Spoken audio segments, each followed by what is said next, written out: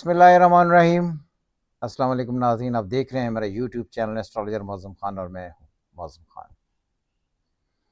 अभी मैंने एक सिख रेफरेंडम पर 26 ऑफ मार्च को एक वीडियो बनाई थी जिसमें मैंने कहा था कि इंडिया टूटेगा ही, कुछ भी कर ले इंडिया टूटेगा ही।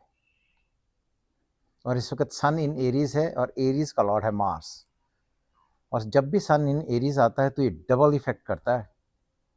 एक तो ये ईस्ट को डील करेगा और एक वेस्ट को डील करेगा।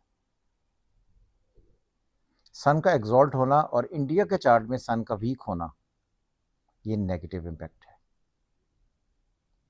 अगर आपने देखा होगा मैंने 26 ऑफ मार्च को वीडियो बनाई थी कि जो सिखों का रेफरेंडम हो रहा है अपने देश के लिए विच इज़ खालिस्तान, तो मैंने कहा था खालिस्तान बन के रहेगा। अगर खालिस्तान बनता है तो कश्मीर भी साथ ही, और ये जो सारी चिकन नेक है ऊपर वाली, ये सारी टूट कर ही रहेगी और उसकी इब्तिदा अब हो चुकी है। अगर आप देखें तो मणिपुर की जो औरतों की वीडियोज़ आई हैं जिनको बरहना करके इन्होंने सड़कों पर दौड़ाया है, तो ये उसकी वजह से जो उनके चीफ मिनिस्टर हैं मणिपुर के, उन्होंने भी रिज़ाइन दिया और पूरी दुनिया इस वक्त इंडिया के अगेंस्ट जा रही है और ख़ुसूसन इंडियन अवाम बहुत इंडिया के अगेंस्ट है।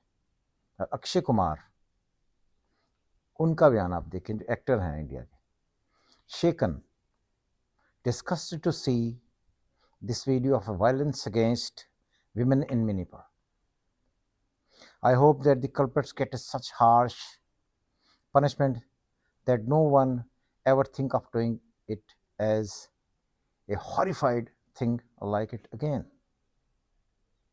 तो सारी चीज़ों का ये मतलब बनता है कि शेकन से मैं हिल गया हूँ ये और शर्मिंदा हूँ, डिस्कस्टेड ये सब देखकर कि जो वायलेंस हुई है इंडिया के में उन औरतों के अगेंस्ट, इनको एक ऐसी, इनके कल्प्रिट्स को एक ऐसी सज़ा मिलनी चाहिए कि जिसकी वजह से वो सारी दुनिया उसको देखे, और ये बहुत सारे ऐसे हॉरिफाइड होनी चाहिए ताकि दुनिया में ये दोबारा से इवेंट ना हो। तो ये इब्तदा है, इस पर बहुत सारे देखें ना, तस्वीरें देखें। मणिपुर के कबाइल पर इंडिया ने एक अटैक तो किया ही है, और मणिपुर के जो कबाइल हैं उनका कहना है मणिपुर के कबाइल ने अपनी खुद मुख्तार हुकूमत कायम करने का फैसला कर लिया। जब से मोदी सरकार आई है और इन्होंने एक अखंड भारत बनाने का, या हिंदुत्वता जो होती है उसको प्रमोट करने का एक सिलसिला चलाया है, ये इंडिया की तबाही का बायस होगा ही। सेकंड, भारतीय फौज ने अपनी ही सरजमीन पर अपनी ही आवाम के खिलाफ MLRS इस्तेमाल करने का दावा किया, और ये दुनिया में पहली फौज है जिसने अपनी आवाम पर इस तरह का अटैक किया। थर्ड, चीफ मिनिस्टर जो है वो मणिपुर के, उन्होंने रिज़ाइन दे दिया।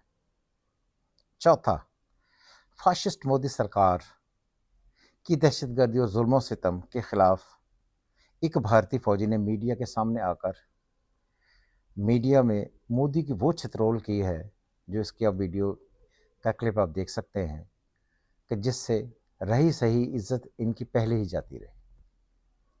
और फिर जो है, मैंने पहले भी कहा था कि इंडिया एक ऐसे सर्कल में आकर फंस गया है जहाँ पर जितने भी उसके इर्द गिर्द के सारे कंट्रीज़ हैं वो सारे के सारे उससे नाराज़ हैं। सबसे पहले चाइना, बांग्लादेश, उसमें चाइना, नेपाल, उसमें अगर आप देखें तो आगे जाकर म्यांमार, फिर आप देखें भूटान, बांग्लादेश, श्रीलंका अगेंस्ट, और फिर जाकर देखें तो पाकिस्तान। तो ये जब इस वक्त वो फंसा हुआ है तो ये सारी के सारी इंडिया की जो है जिसम के अंदर टूटने का इब्तिदा हो गया। और इस वक्त 2-3 तहरीकें मणिपुर में, मिज़ोरम में और उसमें पंजाब में आहिस्ता आहिस्ता अपना जोर पकड़ेगी और इंडिया टूट करेगी। ये वही लोग हैं जो पाकिस्तान को ये समझाते थे, ये कहते थे कि जी आप अपना बलूचिस्तान संभालें। तो पाकिस्तान ने तो बलूचिस्तान बिल्कुल क्लीन कर दिया, और जो कल्प्रिट्स थे उनको भी पकड़ा, और जो फॉरेन फंडिंग हो रही थी उसके भी सारे सबूत उनके हाथ आ गए।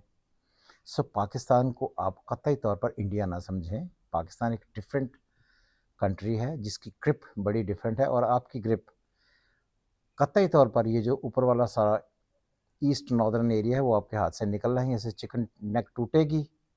और ऊपर वाला सारा इंक्लूडिंग कश्मीर, उत्तराखंड, पंजाब, मिज़ोरम, मणिपुर, लद्दाख, ये सारा का सारा आपके हाथ से जाने वाला है। और यही मैंने पिछली वीडियो में कहा था, जिसकी इब्तिदा अब हुई है। अगर आप सब लोग मेरी आपने उस वीडियो को देखा है तो उसे लाइक करें और कोशिश करें कि जो सच है वो लोगों तक पहुंच जाए। यही है इंडिया का हॉरोस्कोप और यही है इंडिया की तकदीर। सो खुश रहे। और मोदी का आना आपको सबको, पाकिस्तानियों को और बाकी जो लोग हैं उन सबको मुबारक हो कि यही वो शख्स है। मैंने एक दफ़ा पहले भी इस पर वीडियो बनाई थी मोदी पर, कि यही वो शख्स है जो इंडिया में एक दिन बहुत शिद्दत से ज़लील होगा और इसका जो इक़्तिदार है वो इंडिया को टूटने के लिए बहुत अहम होगा। सो खुश रहें। खुदा हाफ़िज़। पाकिस्तान जिंदाबाद।